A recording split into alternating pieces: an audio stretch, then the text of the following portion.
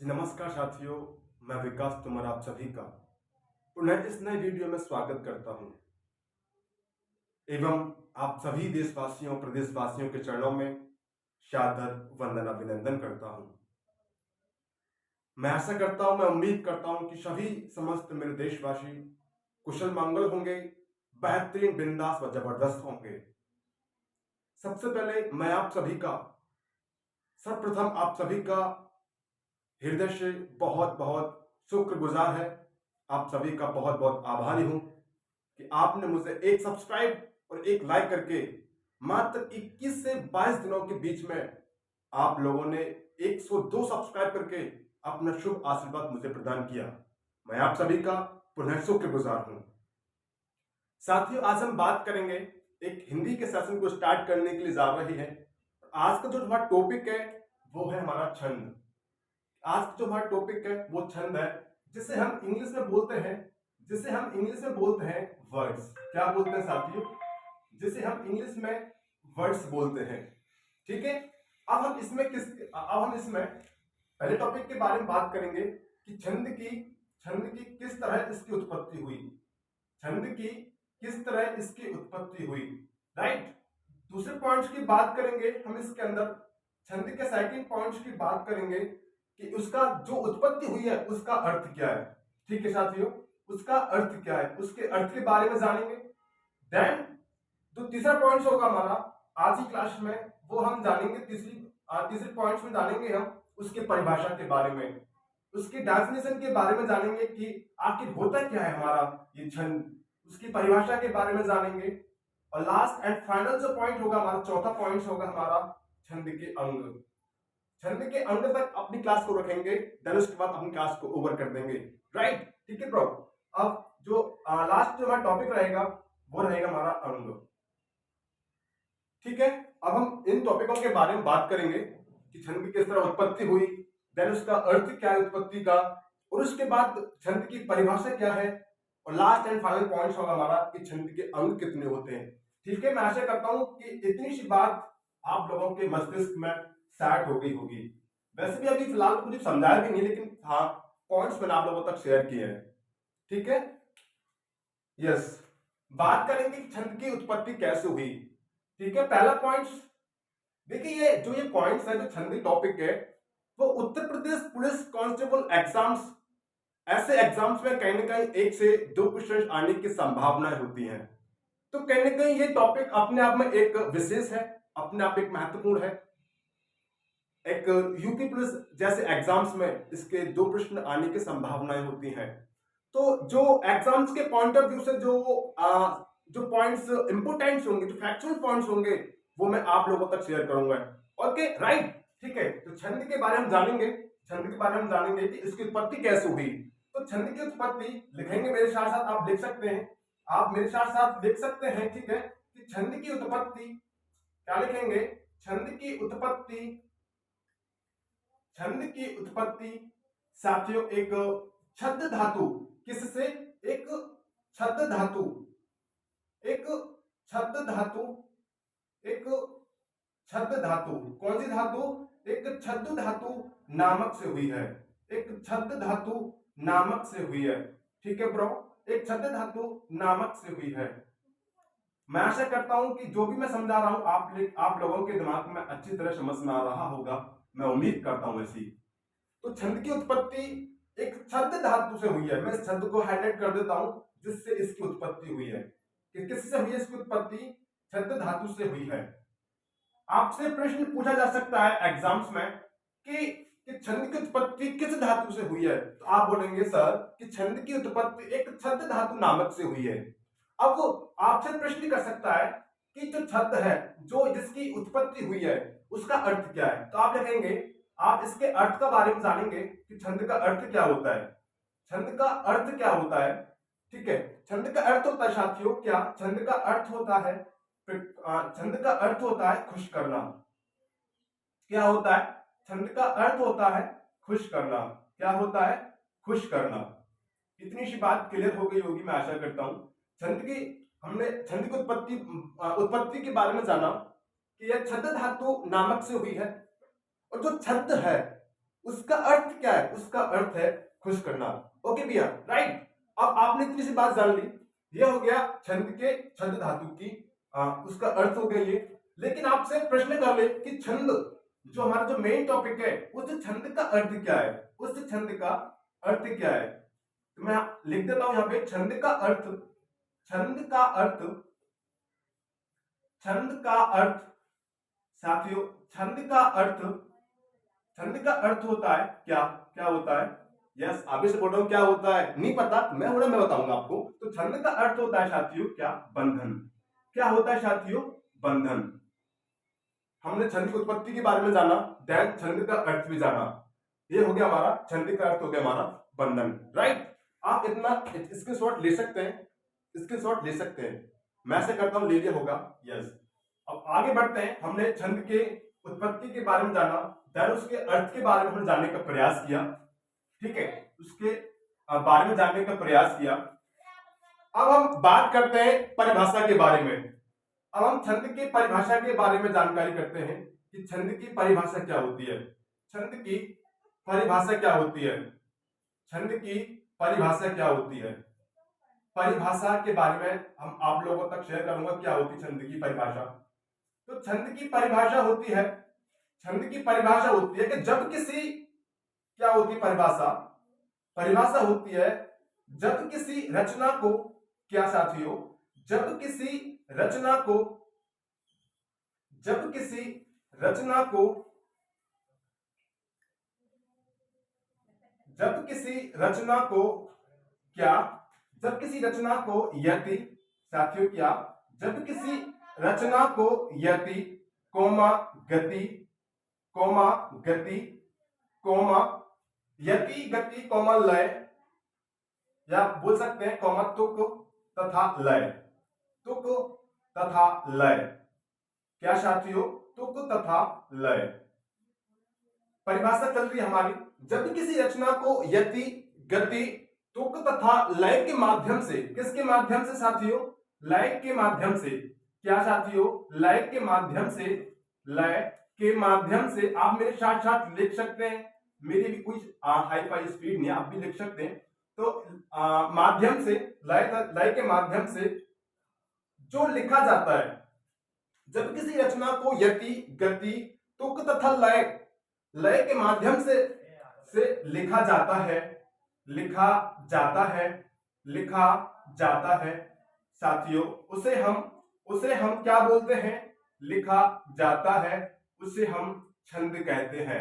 उसी को हम क्या कहते हैं साथियों? उसी को हम छंद कहते हैं। जो हम इस समय जिस टॉपिक के बारे में हम चर्चा कर रहे हैं, जिस टॉपिक के बारे में हम चर्चा कर रहे हैं, उसी को छंद कहते हैं, उसी को छंद कहते हैं, उसी को छंद कहते हैं। इतनी सी बात क्लियर। आपने परिभाषा के बारे में जान लिया, आपने परिभाषा के बारे में भी जाना। लेकिन अब जो यहां से जो मेन टॉपिक, जो मेन पॉइंट्स है एग्जाम्स के पॉइंट ऑफ व्यू से, वो आप लोगों तक मैं शेयर करूंगा। आपने इतनी सी बात समझ में आ गई होगी, परिभाषा के बारे में हमने जाना। अब हम बात करते हैं फैक्चुअल पॉइंट्स के बारे में। हम बात करेंगे फैक्चुअल पॉइंट्स के बारे में। पहला पॉइंट बनेगा, पहला क्वेश्चन आपसे ये करेगा एग्जामिनर कि छंद का सर्वप्रथम उल्लेख किस वेद में मिला? ठीक है, किस वेद में मिला? ठीक है, तो छंद का सर्वप्रथम, छंद का किसका? छंद का सर्वप्रथम उल्लेख, छंद का सर्वप्रथम, सर्वप्रथम का मतलब होता है सबसे पहले। तो छंद का सर्वप्रथम उल्लेख, छंद का सर्वप्रथम उल्लेख, सर्वप्रथम वर्ण बोल सकते हैं, छंद का सर्वप्रथम उल्लेख आपके किस वेद में मिला? सबसे पहले मिला आपका ऋग्वेद में, उसका उल्लेख मिला। किसमें? ऋग्वेद में। ये this is a plus points, just note करें कि छंद का सर्वप्रथम उल्लेख ऋग्वेद में मिलता है, ऋग्वेद में मिलता है। किस में मिलता है? ऋग्वेद में मिलता है, ऋग्वेद में मिलता है। देखो ये तो हो गया हमारा पॉइंट्स इंपोर्टेंट अपने आप में। लेकिन अब मैं यहीं की बात करूं, जीएस को थोड़ा अंदर जाए। यदि आपसे अपने आप एक साइड कॉपी में लिख सकते हैं कि हमारे वेदों की संख्या कितनी है, ठीक है, जो हमारा जो ऋग्वेद है।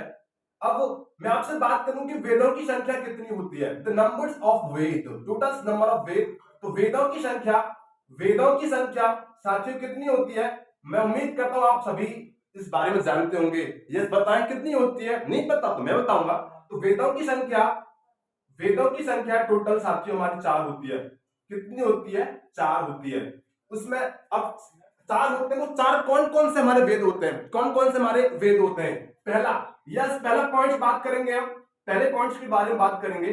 पहला वेद हमारा होता है ऋग्वेद। कौन सा होता है? ऋग्वेद होता है। देन दूसरा पॉइंट हमारा होता है यजुर्वेद होता है। कौन सा होता है? यजुर्वेद होता है। यजुर्वेद होता है। तीसरा होता है हमारा, यजुर्वेद हो गया, अथर्ववेद होता है हमारा। साथियों कौन सा होता है हमारा? अथर्ववेद होता है। अथर्ववेद होता है। Atharvaveda. And last and final होता है हमारा कौन सा? लास्ट एंड फाइनल होता है हमारा सामवेद। ये हमारे वेदों की संख्या है, जिसमें सबसे पहले उल्लेख हमारा ऋग्वेद में मिला था छंद का। तो ये हमारा एक थोड़ा जीएस के पॉइंट ऑफ व्यू से अलग टॉपिक है, लेकिन मैंने आपको बता दिया कि वेदों की संख्या 4 होती है। पहली होती है हमारी ऋग्वेद, दूसरी होती है यजुर्वेद, देन तीसरी होती है अथर्ववेद एंड लास्ट होती है सामवेद। ठीक है, ये हमारी वेदों की संख्या हो गई, वेदों की संख्या होगी। अब हम बात करते हैं यहां से, आपसे क्वेश्चन में प्रश्न करेगा कि छंद के पिता कौन है? पिता ना बोल सकता तो बोल सकता है छंद के संस्थापक कौन है। ठीक है, तो अपने आप में यह भी एक बहुत बड़ा पॉइंट है। तो लिखेंगे छंद, छंद का पिता। क्या साथियों? छंद का पिता, छंद का पिता, द फादर ऑफ वर्ड्स। क्या? The father of words. छंद का पिता, पिता ना बोलकर आपसे पूछ सकता है कि छंद के संस्थापक कौन? छंद के संस्थापक, संस्थापक पूछ सकता है। बात एक ही है, पिता बोले या संस्थापक बोले। देन छंद का प्रेरक भी पूछ सकता है, इसी का मतलब होता पिता का मतलब ही, जिसे पूछ सकता है कि छंद का प्रेरक कौन है। तो तीनों का मतलब एक ही है, पिता पूछ सकता है, देन संस्थापक पूछ सकता है एंड देन प्रेरक पूछ सकता है। ठीक है, तो छंद का प्रेरक किसे कहा जाता है? आचार्य पिंगल जी को। किसको कहा जाता है? आचार्य। कौन है आपके ये? आचार्य, आचार्य पिंगल। कौन? आचार्य पिंगल। यस, आचार्य पिंगल। ठीक है, तो छंद का पिता किसे कहा जाता है? तो छंद के पिता, संस्थापक, प्रेरक हमारे आचार्य पिंगल हैं। कौन है? आचार्य पिंगल हैं। यस, ठीक है। अब इन्हीं के नाम से देखो, छंद का तो नाम ऑब्वियसली सभी लोग जानते होंगे। ठीक है, अब छंद का दूसरा नाम क्या है? तो छंद का दूसरा नाम साथियों, जो हमारे जो जो पिता है, छंद के पिता है, उन्हीं के नाम से छंद का दूसरा नाम निकला। क्या निकला? छंद का, छंद का, छंद का दूसरा नाम, छंद का सेकंड नाम, सेकंड नाम यानी कि छंद का दूसरा नाम क्या है? पिंगल। छंद का दूसरा नाम है आपका पिंगल। तो ये किन के नाम पे रखा गया? ये आचार्य पिंगल के नाम पे रखा गया, जो है आपका पिंगल। छंद का दूसरा नाम है पिंगल। आप इतना स्क्रीनशॉट ले सकते हैं। मैं उम्मीद करता हूं इतनी सी बात आपके लोगों के दिमाग में, मस्तिष्क में सेट हो गई होगी। ठीक है, ये हमारा दूसरा नाम हो गया। अब नेक्स्ट पॉइंट्स की ओर बढ़ते हैं, नेक्स्ट पॉइंट्स की ओर बढ़ते हैं। नेक्स्ट पॉइंट हमारा क्या बोल रहा है? नेक्स्ट पॉइंट हमारा, ये भी अपने आप में बहुत इंपोर्टेंट है कि छंद का सर्वप्रथम छंद पर लिखा हुआ। यस, ये भी अपने आप में एक, अपने आप में बहुत बड़ा इंपोर्टेंट पॉइंट है। छंद का क्या? छंद का, छंद का, छंद का